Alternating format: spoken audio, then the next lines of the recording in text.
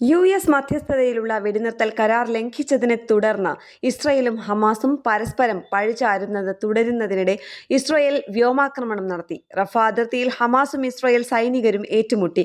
Israeli മാധ്യമങ്ങളെ ഉദ്ധരിച്ച Reuters ആണ് ഇക്കാര്യം റിപ്പോർട്ട് ചെയ്തിരിക്കുന്നത്. തെക്കൻ ഗാസയിലെ റഫയിൽ ഇസ്രായേലി സൈനികർക്ക് നേരെ ഹമാസ് ആക്രമണം നടത്തിയതായും ഇതേ തുടർന്നാണ് IDF ഈ പ്രദേശത്ത് വ്യോമാക്രമണം നടത്തിയതെന്നും ഇസ്രായേലി വൃത്തങ്ങൾ അറിയിച്ചു. അതേസമയം IDF ഇക്കാര്യത്തിൽ ഇതുവരെ ഔദ്യോഗികമായി പ്രതികരിച്ചിട്ടില്ല. സ്ഫോടക വസ്തു പൊട്ടിത്തെറിച്ച് നാശനഷ്ടങ്ങൾ ഉണ്ടാകുകയും ഇസ്രായേലി സൈനികർക്ക് പരിക്കേൽക്കുകയും ചെയ്തതായും റിപ്പോർട്ടുണ്ട്. കഴിഞ്ഞ കുറച്ചു ദിവസങ്ങളായി ഇസ്രായേലും ഹമാസും വെടിനിർത്തൽ ലംഘനങ്ങളുടെ പേരിൽ പരസ്പരം ആരോപണങ്ങൾ ഉന്നയിക്കുന്നുണ്ട്.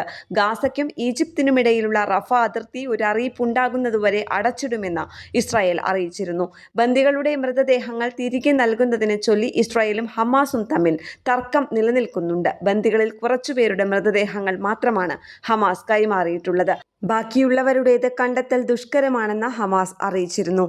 ഇന്റർനാഷണൽ ഡെസ്ക്, കേരള പ്രണാമം.